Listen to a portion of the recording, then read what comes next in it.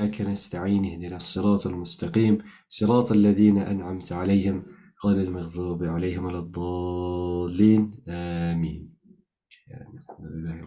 So we are now from last week onwards, we've started moving on now to learning about fiqh, which is how do we perform our worship. We spent the first third of the course, learning the first 4 sessions, learning about the religion as a whole, according to the model laid out in Hadith Jibril, which lays out the 3 aspects of the religion: Islam, Iman, and Ihsan. And then we talked about the sources of knowledge. And now we are learning about the first aspect of the religion, Islam. The 5 pillars of Islam, and the accompanying subject or science of study, which is called fiqh, or also known as Sharia. Okay, so we are using slides which are based upon this book. Everything from this book is in the slides. The Shafi'i Manual of Purity, Prayer and Fasting by Tashfeen Ikram, which lays out for someone who has no prior knowledge how to purify themselves for worship, how to pray, and how to fast. And without going into too much depth, it's very practical. And last week we covered, we focused completely on water, all about water. And because we moved quite quickly with just one student, young Chris here, we also covered the topic of najasa, filth. So we learned about water, that water, there are 3 qualities of water which we talk about when it comes to fiqh, which is it pure or impure? Is it used or unused? Or is it changed or unchanged? And if it is pure and unused and unchanged, we call it purifying. But if it is impure or used or changed, then it is non-purifying, i.e. we cannot use it for purification, spiritual purification, i.e. wudu and ghusl, which we're going to learn about today, wudu and ghusl. So last week we learned about water, the types of water we can use for purification. Now, how to actually purify ourselves. Okay. Bismillahirrahmanirrahim.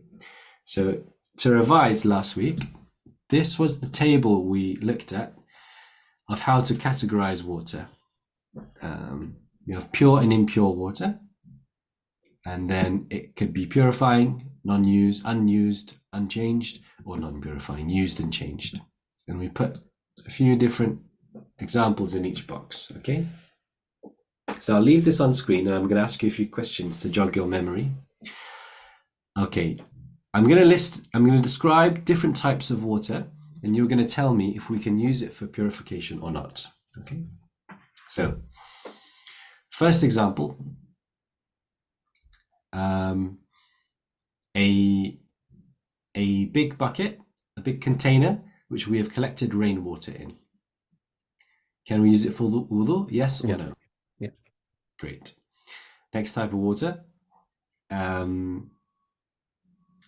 a bucket of water, which is, let's say, 2 liters, and I cut my finger and a drop of blood, a few drops of blood trickled into the bucket. Can I use it for wudu? Yes or no? No. And why is that? Because it's a drop of blood, so it would be used. I think counts as used. If it was above a certain amount, then you could use it. So, close, but correct. Just the terminology. Yeah. So it's a small amount of water. So if any amount of najasa, filth, falls into it, the whole water, the whole set of water is marked as impure, because its filth has gone into it. So then you can't use it for wudu. However, you can purify that water again by chucking it and mixing it with a large amount of water. Okay, next example. I am on holiday in Scotland and I come across a beautiful loch, beautiful lake, and I have a nosebleed into the water. Can I still use water from the lake to make wudu? Yeah. Perfect. And last example, I have a cup of tea, completely pure, there's no najasa in it. Can I use that to make wudu with? No. And why is that? Because it would be changed water. The cup would be Exactly. changed. Exactly. Changed water. A bonus example. This is a trickier example. Okay. Part A. I am making wudu in front of you, and I'm collecting underneath there's a tray, collecting all the drips of water. Can you use that collected water for wudu? I can't, but you could. Neither of us could. Oh, could we not? So Oh, once it's dripped off, oh, then okay. it's used. The purifying quality of it's gone, and you have to mix it again with lots of water to make it natural water again. But here's the tricky part. So, as we'll learn today, you wash every part 3 times. Okay? So I'm washing my arms 1 time. Okay, I just dripped on the floor. Now I get my tray out and I wash my arms twice and then 3 times. Can I use that water that's dripped off the second and third wash for wudu? No. That is, with the knowledge that you've gained so far, that would be correct. But as you'll learn today, yes, you can use that water for wudu. So, what we'll learn today is that 1 wash of the limb is the obligation, the pillar of wudu. That's the part that purifies you. Okay? That was used to purify that limb. Wash number 2 and wash number 3 are recommendations, are sunnah, are what the Prophet Muhammad did, sallallahu alaihi wasallam, and weren't involved in the purification part. So that water has not been used. So it can be used for someone else to do their wudu, to purify themselves. But that's just a hint about what we're going to talk today. Okay, bismillah. And then we talked about the different types of filth, najasa, light filth, medium filth, and heavy filth, which was all based upon how you wash them. Okay. So now, let's talk about wudu. Bismillahir Rahmanir Rahim. قال المصنف رحمه الله تعالى ونفعنا به وبعلومه في الدارين آمين. Okay, so the chapter of purification, Tahara. The Prophet sallallahu alaihi wasallam, peace and blessings be upon him, said, the key to prayer is purity, as recorded by Imam at-Tirmidhi.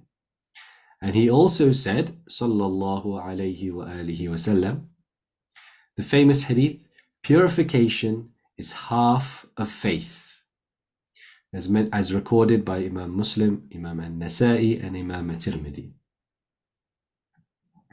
In order to understand how we purify ourselves for prayer, we must understand the principal means of purification, water.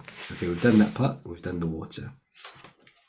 So, as a reminder then, purification, the Prophet ﷺ said so emphatically, purification is half of faith. So this stuff that we learn at the beginning of our journey is in fact of the most important stuff we will learn for our whole life as a Muslim, which is how to purify ourselves for prayer. Because purification is necessary to perform worship, which is a pillar of Islam upon which our deen is built upon. So if we can't do this part right, we can't do worship correctly. Welcome back. Wow. You can tell me all about it later. Okay. All right. So, wudu. Okay, Chris, what do you know about wudu so far? I know the general actions and how to do it. I think in the beginning I would follow a diagram, one of the children's ones. It was quite weird going to the mosque and having to have my phone there, following it step by step. But yeah, I know it's you start with the intention. You say I'm going to do wudu, and then you go for your hands. Right hand, left hand, mouth, nose, then whole face, from like your hairline down to your chin, and then your elbow, like your arms up until your elbows, right and left, then back of your head, then behind your ears, then your feet. Okay, very nice. And why do we do wudu? To be pure to pray. Perfect. Great. Well, hopefully today is just a solidifying then of what you already know, yeah? Okay, so every act of worship has its arkan. In Arabic, you call them arkan, plural, or a singular, rukun, okay, which means a pillar. These are the parts of the act of worship that are obligatory. So just like a building, which is set upon pillars, if any of the pillars break or are missing, the whole building will collapse. And as long as all the pillars are intact, the building will stand, regardless of what's going on in the building. So in wudu, the act of wudu, according to the school of Imam al-Shafi'i, there are 6 pillars of wudu. If you fulfill all 6 pillars, you have purified yourself. And if you've missed any of them, your act of purification could be considered invalid because it's missing a pillar. Everything else on top of these 6 things are from the Sunnah of the Rasul sallallahu alaihi wasallam. It is how he performed wudu. All this is extracting which aspects of it are the most important parts. If you miss them out, is it valid or not? Okay, that's why it's important. Because of all of our acts of worship, we do them how the Prophet did, sallallahu alaihi wasallam. That's how the religion works. But it's important knowledge to know, okay, if I missed this part, is my wudu sound? Do I have to do it again or not? Okay, that's why we learn this stuff. And if you know this stuff, in a dire emergency and you had very little water, you'd still be able to perform wudu if you had enough to just perform the pillars. But you shouldn't just, after you learn these pillars, it doesn't mean you should just do the pillars and then do none of the other parts very lazily, just because you know you're certain that you did purify yourself. Okay. So the first pillar is niyyah, intention. And intention is the first pillar of every act of worship. Okay. Second is washing the face once. Okay. And we'll go into more depth about what the face is later, I believe. But just quickly, the top of the face is a normal hairline, and the bottom of the face is under the jawline. Okay, so you go past the jawline, under the chin. That's the top. And then the sides are from here, I think this is called the tragus, to the other tragus. So the part where your ear begins. So that's the top and bottom and the side to side. So everything in between, you need to make sure water has touched it at least once. Next pillar is to wash both arms once up to and including the elbow. So you have to go past your elbow, both. Next is wiping the head, and it's wiping a portion of the head. Notice here that we've changed the wording from washing to wiping. Where we say washing, which is every other limb, every part of it must be covered in water. When we say wiping, only a certain part of it must get wet. Pillar number 5, washing the feet up to and including the ankles. And then number 6 is the order of actions, tartib in Arabic. Okay, so these 6 parts of the wudu are the pillars. If you've missed any of them, your whole wudu has broken. And if you've fulfilled all of them, your whole wudu is sound. Okay. So let's just read that back. This is really important. It's something we have to memorize. Make the intention. Wash the face once. Arms up to and including the elbow. Wiping the head. Washing the feet. And the order of actions. Okay. Now, the niyyah specifically. Pillar 1. The niyyah is supposed to coincide with the start of the action. So, as you bring the water up to your face, because that's the first pillar, as you bring the water up to your face to wash your face, that's when you intend in your heart, I intend to make wudu, coinciding with that action. Okay. And the place of intention is in your heart. That's where it must be. But reciting something out loud is recommended. It helps solidify that intention in your mother tongue, or if you want to memorize the Arabic way of reciting it too, you can. But the place of intention is the heart. If you've made it in your heart, it's sound. And the note here from the author: intention is not meant to be complicated. You must simply be aware of what you're doing and who it's for, Allah. Okay, for example, I intend purification for the prayer for the sake of Allah. So I intend to make wudu in order to pray for the sake of Allah Most High. Okay, washing the face. Washing is defined, as taught to us by Ustaz Zaki, as using a sufficient amount of water such that water drips off from that washing. That's one way of understanding what washing means. You're using enough water such that water is dripping off your face, for example, or dripping off your arms or your feet. Washing, however, does not require an excessive amount of water. We were told by the Prophet ﷺ to not waste water, even if we are next to a river. Okay. So cupping your water, filling your hands cupped together with water is sufficient for a wash of your face. You don't need any more than that. Okay, and as I mentioned, the upper limit of your face is where a normal average hairline is. So if you have an exceedingly low hairline or an exceedingly high hairline, you would still take where an average normal hairline would be. Okay. The lower limit is the bottom edge of the jawbone, so past your chin. And the lateral limit, so side to side, is where your ears begin, the tragus. And it is encouraged to wash slightly past the limits of your face to make sure that all of your face has indeed been washed.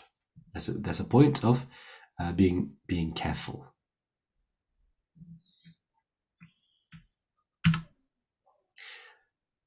Washing the face continued. About beards. Now, if you have a thick beard, only the outside of the beard must be washed. Must just get it wet. However, if it's a thin beard, all the hair and the skin underneath must be washed with it. What is a thick beard? A thick beard is where, from a normal conversational distance, so pretty close, you cannot see through their beard to see their skin color, see their skin underneath. Okay, so that's very thick. That is very thick, a very thick definition. So thick here, you cannot see the skin under the beard. All other types of beard where you can see the skin underneath, you must wash the skin and the beard hair. Okay. Arms. Both arms must be washed in its entirety, from the tips of the fingers, in between all the fingers, everywhere. If you're wearing a ring or jewelry, make sure the water's penetrated under the jewelry. Either you move the ring around or you take the ring off completely. And it must go past your elbows, okay? So past your elbows. Take care that there's no dirt stuck under long fingernails, blocking the water touching the skin. It's recommended to wash past the elbows to be safe, to make sure that the whole area has been done. Obviously, I'm doing it over my jumper right now. And washing each arm once is the minimum requirement, is the pillar. Wiping the head. Wiping the head once is the minimum requirement. Wiping is described as, the definition of wiping is using a moist hand. You've moistened it under the water and you've wiped it over that area, even if there's no water dripping off. That's the difference from washing. Wiping any portion of the head, even if little, fulfills the requirement. You may wipe the hair or the skin underneath. That's still the head. Even if you've wiped over your hair, that's still your head. And if you are wiping hair alone, you must make sure that that area of hair falls within the limits of the head. So let's say I have very long hair. If I wipe any of the part of hair that's on my head, that's sufficient for wudu. But let's say my hair comes down here to my front upper chest. I can't wet the hair down here. That doesn't count as wiping your head. Okay? But all this area, totally fine. Okay. The boundaries of the head. The front part of the head, front limit, is the normal hairline. The back limit is the nape of the neck, okay, where the neck begins and meets the head. And the lateral limits are just behind the ears. The ears themselves are not part of the head. Okay. So some scholars have split, as an example or way to understand wiping the head, they've split the head into 4 sections: the top, the back, and the sides. And they say, for example, even if you've washed 1/4, that's sufficient. So this is especially useful to know for women who wear hijab. Now, if they have to make wudu outdoors in a place where they can't take off the hijab, then to slip their hand into the hijab and moisten here or here or here or the back of the head is sufficient for wudu. Okay. Next, washing the feet, including the ankles. Both feet must be washed from the tips of the toes, in between the toes, under the feet, the heels, and up, including the ankles. Okay. Washing each foot and ankle once is the minimum requirement. And again, it is recommended to wash beyond the ankle, slightly up your shin, to ensure the whole area has indeed been washed. Finally, the order. The previous 5 actions listed must be performed in order. This is a pillar in the school of Imam al-Shafi'i. For example, if you are washing your feet and you realize, oh, I've forgotten to wash my arms, you go back, wash your arms, and continue from there. Arms, head, and then feet. The order must be maintained. However, the time between washing the limbs can be as long as you need. Okay.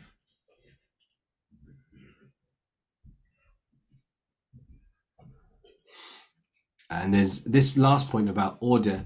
This is where there is some slight differences between the scholars. Some, as taught here in the book, the order is important, is necessary, and other opinions might exist as well. And also the time left between washing each limb, there's differences of opinion on that as well. Okay, so do you have any questions, Chris, about the 6 integrals, the 6 pillars of wudu? No, I don't think so.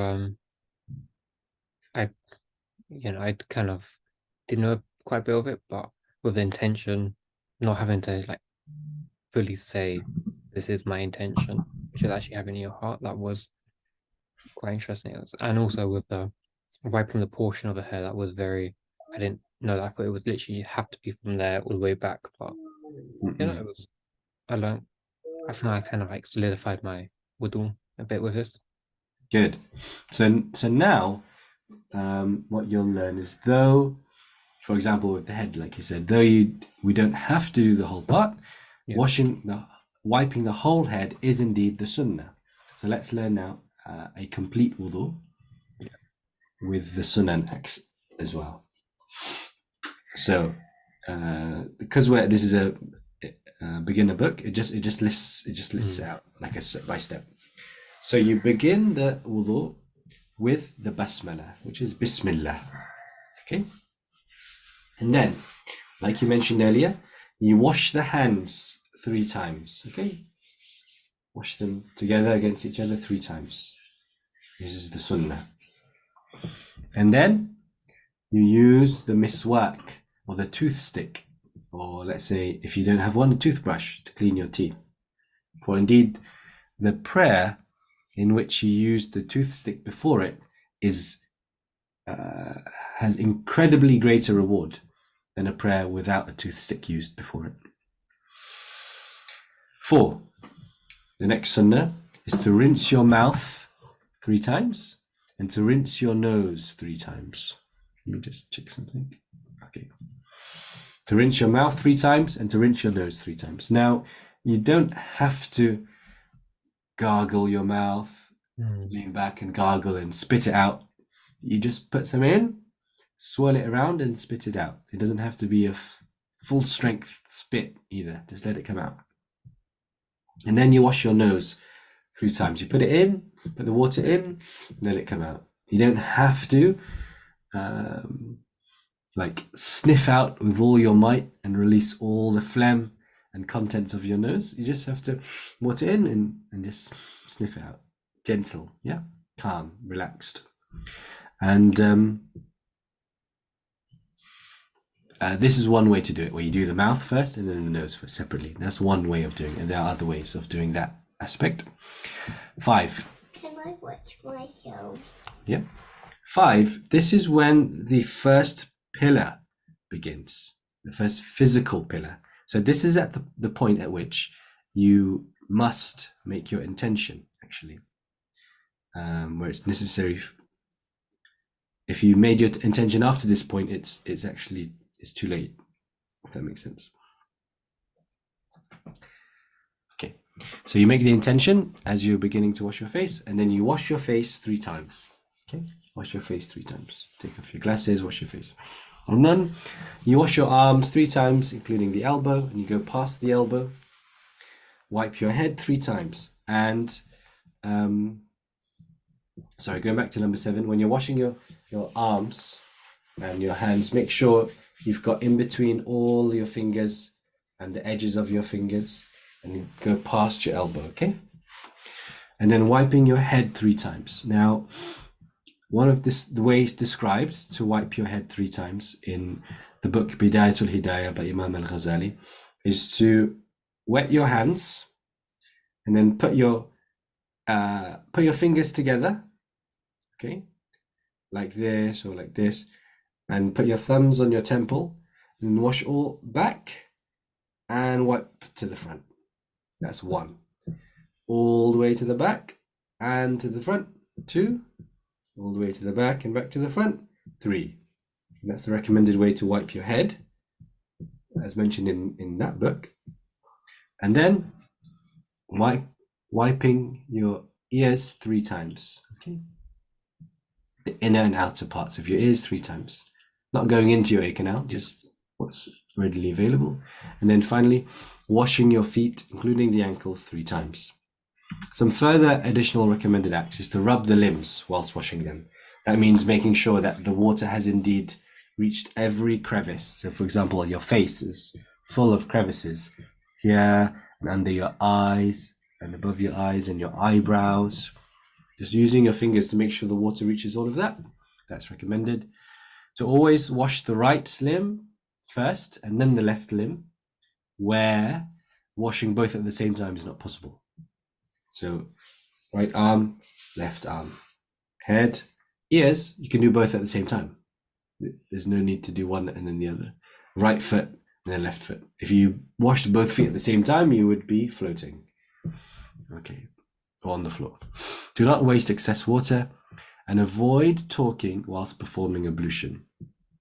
What we'll learn in later levels of the course, again in that book I mentioned, Bidayatul Hidayah, The Beginning of Guidance by Imam al-Ghazali, he talks us through what should be happening in our inner state, in our mind, as we're performing wudu, and various supplications and dua we can ask Allah about whilst we're washing the limbs.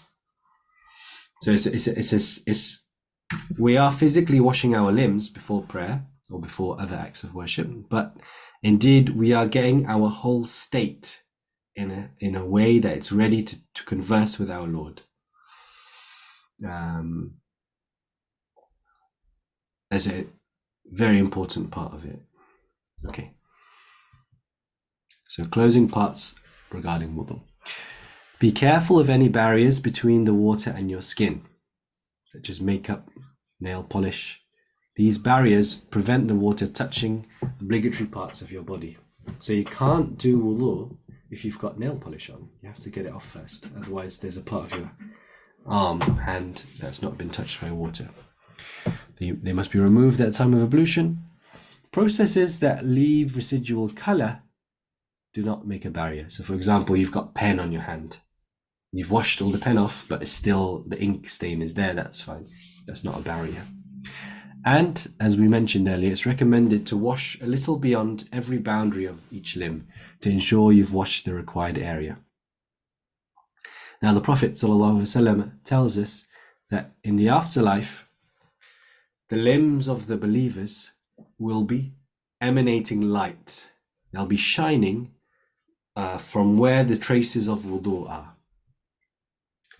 So if you are being careful and extending your wudu past your elbow and you're going slightly up your shin past your ankle, then you will see in the hereafter those parts shining from the traces of where you made wudu. So there's another encouragement to be safe and wash past the boundaries. Okay.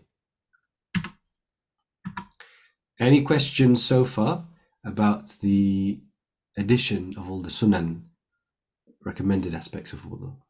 Yeah, just a few bit, the sunnah.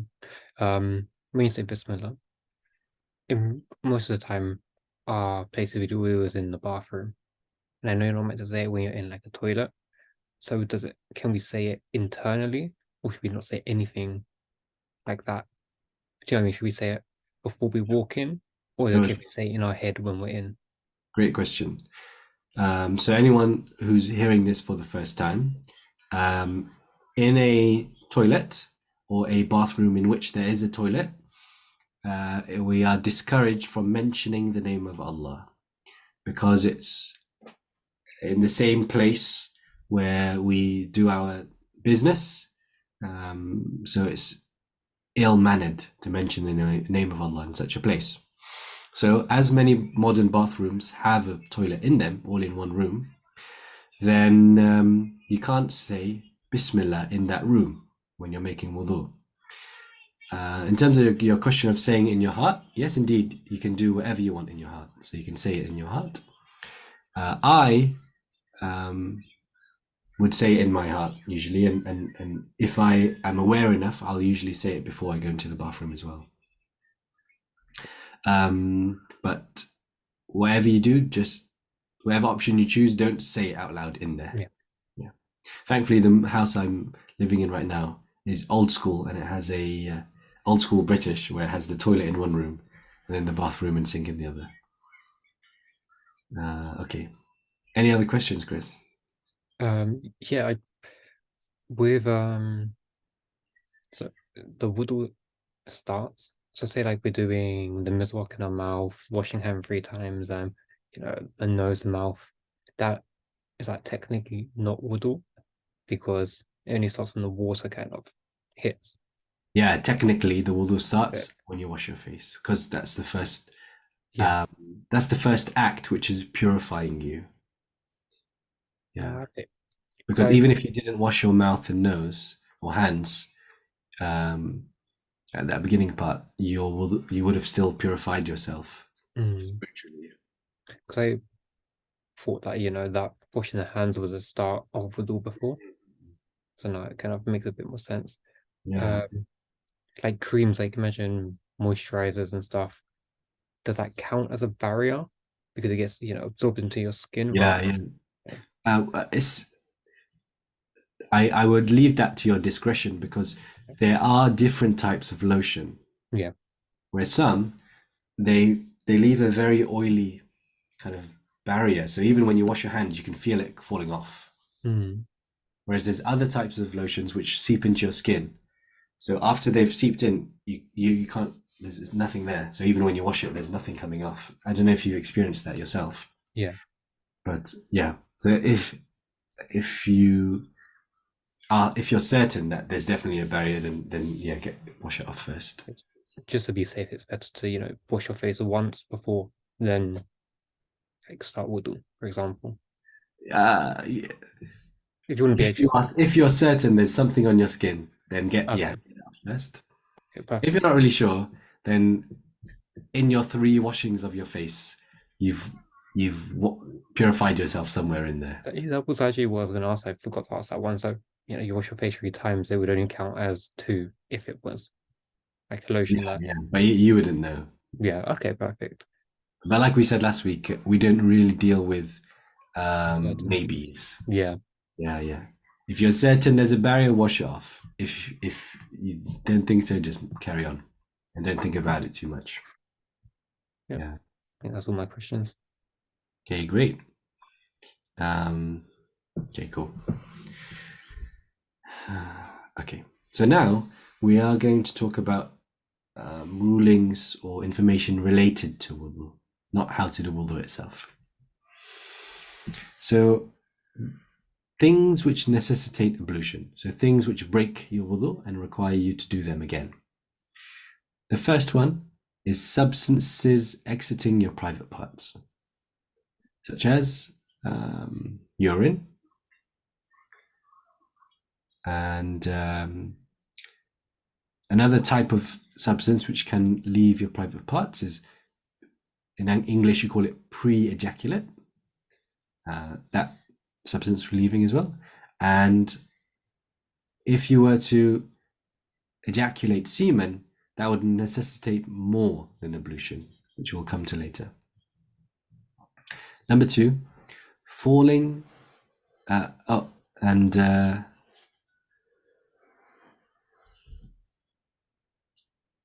number 2, falling deeply asleep.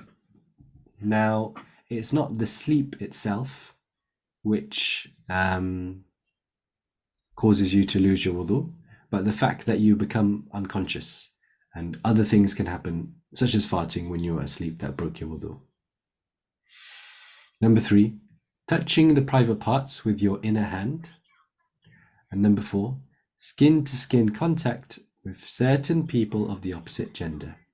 So we're going to talk about each one in more depth, okay? But just look at these 4 for now. This isn't a be-all and end-all list, but this is key stuff. Things exiting your private parts, front and back, falling deeply asleep, touching the private parts with your inner hand, and skin-to-skin contact with someone of the opposite gender. Now let's look at each one a bit more in depth. So substances which exit from the front and back private parts include urine, discharge caused by lifting heavy objects, discharge from sexual arousal, also known as pre-ejaculate, pre-cum, feces or gas exiting out the back. Okay. So if you go to the toilet for a pee or a poop, or you fart, all of these things break your wudu, and you have to do a fresh one. Obviously after you've cleaned yourself. Okay, now falling asleep. More accurately, you could say losing consciousness breaks your wudu. So falling deeply asleep necessitates ablution. An exception that they list in the books of fiqh is if you fall asleep upright and your buttocks are firmly seated. Okay, so for example, in a car, sat like that. Because sitting in that position, you're kind of closed, so you're not very likely to fart. And B, you're probably not that deep asleep if you're sitting up sleeping. Light sleep doesn't break wudu. Light sleep is defined as a semi-conscious state where you can still hear what's happening around you, even if you can't quite understand what's being said. So, like in those stages where you're kind of drifting off, but you're not fully asleep yet, that doesn't break your wudu. And it's interesting to note that the sleep itself, as I mentioned, is not what breaks your wudu, but becoming unconscious. because when you're unconscious, you have lost all ability to know what's going on, and you don't know if you've broken your wudu or not. The other ways you can fall unconscious is being put to sleep under anesthesia in a operation, getting punched and getting knocked out in a fight. All these ways of falling unconscious will break your wudu. Or even, for example, becoming, this is an unusual one, but becoming insane temporarily, losing your sanity. In that case, you've lost consciousness for a moment, however long it was, and when you come back to reality or consciousness, you're sane again. You have to do wudu again, as an unusual example. Okay, whoops. Okay, touching the private parts with your inner hand. Now, it's quite, in the school of Imam Shafi'i, it's quite strict on this, as in how far it takes this. So first, let's talk about touching what? Touching front or back private parts, yours or someone else's, with the inner palm. So what's the private part for the man? The private part of the man, the front part, is the penis, not the scrotum. And the private part for the woman is the lips of the vagina and the vagina opening itself. And the rear private part for both is the part where the feces exits, the anus itself, not the gluteal tissue that surrounds it, basically your cheeks. That's not your private parts, it's specifically the anus area. And what is your inner palm? So this is a very practical way to know what your inner palm is. Hold up your palms like this. Yep, do it with me, and face them towards each other. And then lightly press your two hands against each other. Now look at your hand. Every part of skin that's touching the other hand, that is your inner palm. So anything that's not touching your other hand, so like the sides of your fingers, the back of your hand and your fingers, that is not your inner palm. Okay. So a practical example is, if you're changing your child's nappy without any barriers, and you touch their private parts because you're cleaning it, then you would require a fresh wudu after that. So that, again, your private parts or another person's private parts.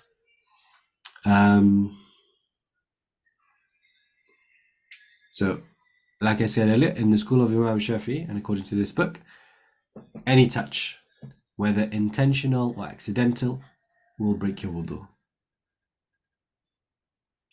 I was going to ask about that. Imagine you're doing ghusl, you just finished doing it, and as you're washing your body, does that then break your wudu and you have to do wudu again because... Yes. Okay. You'll have to do, let's say you've finished your ghusl, you've already washed everything and your ghusl is complete, and then because you're showering, then you touch your private parts, you've broken your state of purification, then at the end you have to do wudu. Okay. Now, it's early on in the journey, but I would like to highlight that there is different opinions on this particular point amongst the different schools. For example, some necessitating that it was an intentional touch, not an accidental brush.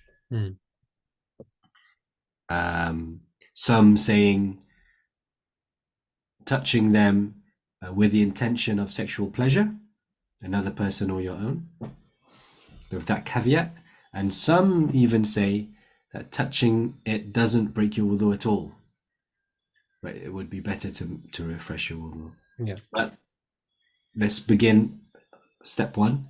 The strong opinion in the school of Imam Shafi'i is touching it at all breaks your wudu. Okay. So that's why when we will learn how to do ghusl, you are instructed in the step-by-step order to wash your private parts first and wash off any discharge that might be on them, and then wash the rest of your body and just leave that part alone for the rest of the wash.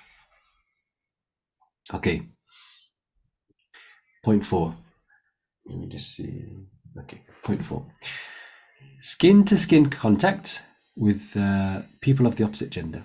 Skin-to-skin contact with a person of the opposite gender who is non-mahram, which means theoretically marriageable, intentionally or unintentionally. The one touching and the one being touched necessitates a fresh wudu, and this includes one's spouse, but does not include direct relatives such as your parents' siblings, your siblings, and their children, and your children. So the definition of mahram is someone close to you who you cannot marry. A non-mahram is someone who, on paper, you could marry, as in it's legal to marry them. For example, your cousin, your first cousin, it is legal to marry them in the Sharia, so they are non-mahram to you. So if you were a woman, you would have to wear hijab in front of your cousin, and if your hands touched with your cousin's hands, you would have to do wudu again. So let's talk about this one in particular today. Let's finish off on. So yeah, just like the touching of private parts, touching the opposite gender in the school of Imam Shafi'i is very strict. Any touch. So let's say you are buying something from a cashier, Chris, who's a woman, and when you give her the money, your hands touch her hands. According to this opinion of the school of Imam Shafi'i, you've broken your wudu. Okay. And if she was Muslim, she has broken her wudu too. So the one touching and the one being touched, intentionally or unintentionally, both sides have broken wudu. And that includes your spouse as well. So if you're married to, if you're married and you've just made wudu and then you hold hands with your wife, you've broken your wudu, and she's broken her wudu if she had wudu. Okay. Now, this is why also it's a funny point in obviously in Malaysia, Southeast Asia, there's hardline Shafi'is, so it's a common funny point or joke in the culture about husbands and wives touching. You've broken my wudu, avoiding each other's touch and stuff like that. But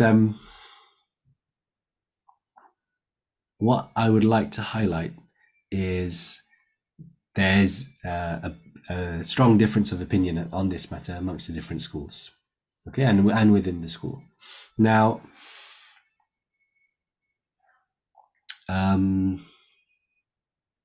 so some opinions say, I'll give you a few different understandings, because understanding the different opinions that exist within the school and the schools at large is a mercy, because there's so many situations where this kind of rule becomes makes things very, very difficult.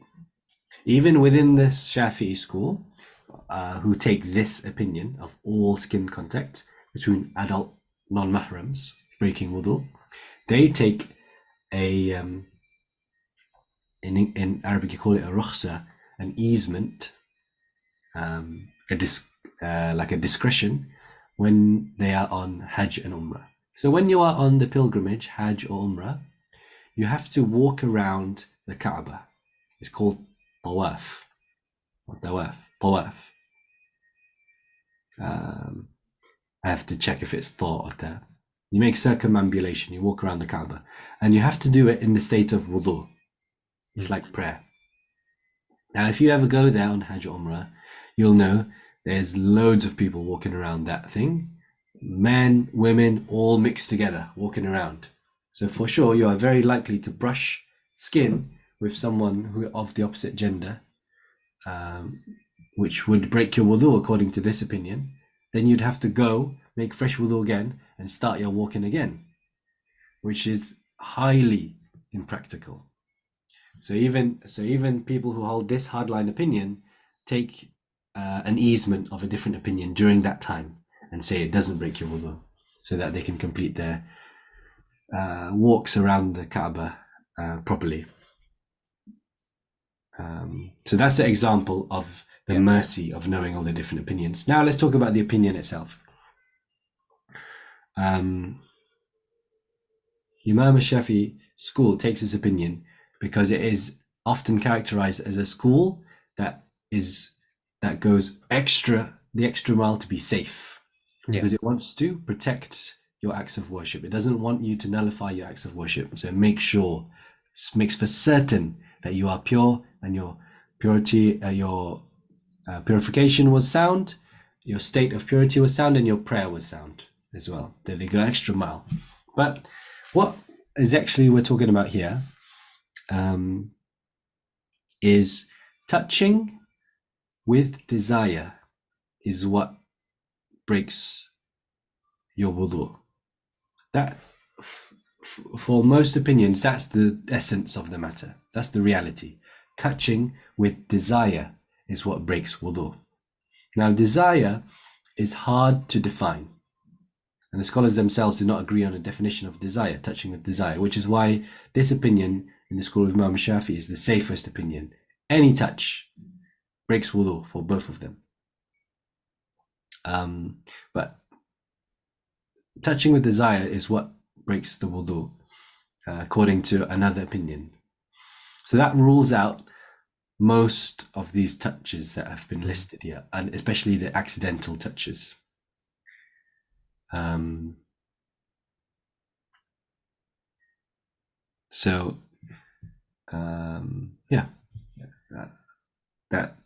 That just makes it, once you know that helps a lot. So for example, when you do get married, all the accidental touches with your wife in the house and stuff like that won't break your wudu, unless you do want to stick hardline to the safest, strongest, safest opinion, and you'll get rewarded for being safe as well. So it's worth, you get more reward for it. Yeah, but it's also important to know to not bring hardship on yourself or your spouse as well. Yeah. So for example, let's say you do want to take this opinion and you want to be extra scrupulous, extra safe. Let's say you are on a hike with your wife and it's hard to get water away, and you touch skin or you hold hands. Then knowing this, you will know and you'll have certainty that we still have wudu, we can pray. Because knowledge is definitely power. Yeah. And it gives calm of heart as well, knowing the reality. I think it's not exactly about this, but especially in Western countries in the UK, trying to explain that you don't touch someone of opposite gender is quite difficult to explain without seeming sexist. I've had that once or twice, and it didn't go too well. I had to say I'm a germaphobe. So what is the best way to manage that? Okay, great question. The best way to explain it is, obviously it depends on the situation, how much time you've got to talk to them. But firstly, state that's the stance you follow within your religion. Okay. It's a religious stance. So in a workplace, they can't really challenge that at that point. So that's, for example, if you're talking to your boss, you're just explaining that this is my religion, and that's the stance I follow in the religion. Now, if you're talking to a woman who's, let's say she's offended that you won't shake her hand, for example, then you'll just clearly explain. Firstly, you explain that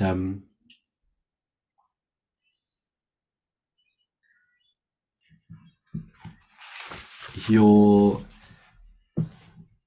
rules that you follow are what you believe are from Allah and His Messenger. So it's not something you've come up with. That's the first thing to clarify. Second thing is to clarify that it is to do with respect, and respect for the woman, according to what Allah and His Messenger have brought, because that's our what we refer to for everything, for what is moral, immoral, correct, incorrect, respect, not respect. It all comes back to us for Muslims. And so the woman is only for herself and her family, and who she chooses as her spouse. So even to touch her skin is not a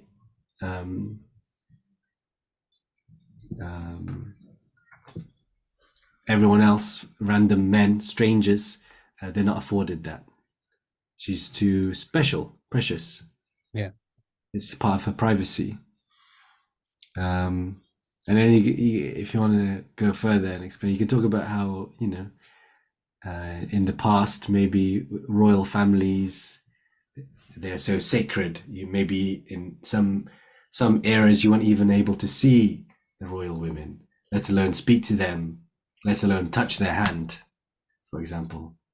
that's Or not really royal good. women Yeah. might be wearing gloves or veils, even in England, because the peasants were not allowed to even touch them. That's how we take it in Islam. That's woman, that's women, and it's to protect them, and that's their station. They're only for themselves and their family, and that the one they choose as their spouse. That's a really good way to look at it. I think. Yeah, the whole I think most or many women would actually respect that. Some women are actually very moved by that. The non-Muslim women, I mean. Yeah. And then that's that, I think. And then because I think the reason that most let's say English people are turned away by that concept is because they think that maybe they have a wrong conception, and we think women are unequal or lesser or dirty, and we don't want to touch them or stuff like that. But as soon as you dispel that, then usually they don't have an issue with it. I've never had to explain this, so I've had a business meeting before when everyone's shaking hands. I had to say, you know, I don't shake hands, and I had to. It was beginning to get a bit heated, and I had to just say, "Oh, it's just because I'm a germaphobe." I had to kind of play that. Yeah, I totally understand. I understand. I think well done for finding a way out. Explaining the reason why, and like the whole royalty thing, that is the truth. It's an easy way to digest because I think it's such a different concept to them. Yeah. That when I say them, I'm not talking about women, I'm talking about, like, you know, people who aren't Muslim. Yeah. It's yeah. And I think what makes it difficult is most situations you don't have it's not the right situation to explain. Yeah. At the end of a business meeting with clients, it's not like you can explain to them, I won't shake your, you know. So and all I'll say is, you know, Allah knows the situations and the struggles, and He knows what you intend and all that stuff. So yeah. Okay. To finish off, I'm just going to read a list because, you know, for any students listening in who have no concept of what is mahram, non-mahram, I'm going to read off a list that they put in this book, explaining a very extra detail of who is your mahram, who is close to you, and if you were to touch their skin, it doesn't matter, and who is a stranger, who is non-mahram. Okay. So, so this is for a man, okay? Let's say for you, Chris. So these are all female relatives who are mahram, meaning you can't marry them in the law. And also if you were to touch skin with them, it wouldn't break your wudu. Your mother, your grandmother, your sister, and any of your siblings, sisters or brothers, daughters, your nieces. Your daughter, your aunts, and your great aunts. Your grandmother on your mother's side, and if your wife has any daughters from another marriage, also mahram. If you were to touch skin with them, it wouldn't break the wudu. Okay. Now here are some examples of female relatives or female relations that would necessitate a fresh wudu for a man, for you, Chris. Your wife, any female cousins, your uncle's wife, they share no blood with you, your wife's sisters, your brother's wives, again, you share no blood with them. And if your wife has any siblings, their daughters. Okay, now for a woman. So let's say we have a lady in the class called Fatima.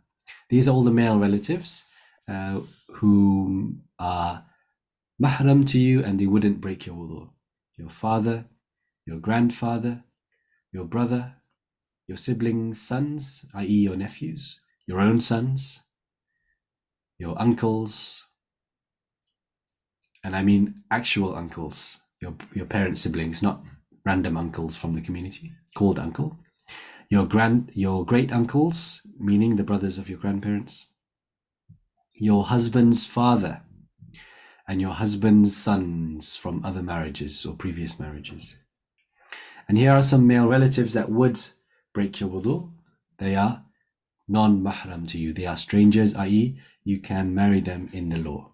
Your husband, your male cousins, your aunt's husbands, your husband's brothers, your sister's husbands, and your husband's siblings' sons. Okay. So now there's a final word here from the author as we end the section on wudu. Closing points. This is from the author Tashfeen Ikram. Ablution can sometimes be a place of misgivings and doubt. In Arabic, waswasa. If you fall prey to this, remind yourself that ablution, wudu, is a form of worship and is not sought in and of itself. It's a means to allow worship to happen. If you are plagued with doubts and suspicion about whether or not you have fully washed any limb, you should restrict yourself to the minimal but complete ablution using little water and only a few minutes at max. Some people have, real OCD or anxiety or issues where they're really worried about their wudu being sound or not, and they spend 15 minutes, 20 minutes, half an hour in the bathroom trying to do wudu. This is a genuine issue people have. So the author's reminding us here that don't let that happen. Don't let that. Just wash it and carry on. Doing this can aid and combat misgivings. So limit yourself to a little water and a few minutes and get out of there. You can also seek the advice of a scholar to address any particular questions you may have in specifics. Finally, for people completely new to the concept of ablution and wudu, or completely new to Islam, you can get a general idea of its practical procedure by observing other pious Muslims completing their ablution. That's the best way to learn, to watch and to practice and to keep doing it over and over again, and eventually it will become like second nature to you. Okay, alhamdulillah, that concludes today's section on wudu, and we will continue on next session with the ritual bath, ghusl, and what that is all about as well, inshallah. Alhamdulillahi Rabbil Alameen, hamdan yuwafi ni'amahu kafi mazida. سبحانك اللهم بحمدك أشهد أن لا إله إلا أنت أستغفرك وأتوب إليك عملت سوءا وظلمت نفسي فاغفر لي فإنه لا يغفر الذنوب إلا أنت سبحان ربك رب العزة عما يصفون وسلام على المرسلين والحمد لله رب العالمين. Okay, alhamdulillah. Chris, do you have any final questions or comments you'd like to say or ask? I think it's kind of exactly why I joined this course. Was I had that knowledge, but I needed to be, the foundation needs to be strengthened. I didn't know, I knew the general gist, but I didn't know that, finer details. And like you said, purification is half of the deen, so we need to get that. Imagine if, a question about the mahram, imagine if you were to adopt a child, would that count as like? Sure. Yeah. So this is as far as I understand. Yeah. If let's say you got married tomorrow, you adopted a girl, she would be non-mahram to you. So as she grew up, let's say she became a teenager, become a young adult, she would have to wear her hijab around you at the house. And taking that stance we learned about wudu earlier, touching her would break your wudu. Yeah. Now, so that says, so if you adopted a boy, that would be true with your wife. So your wife would have to wear hijab around him when he grew up. Okay. At, Just past puberty, right? Yeah, past puberty. Okay. That's right. One way which you can get around that, which is that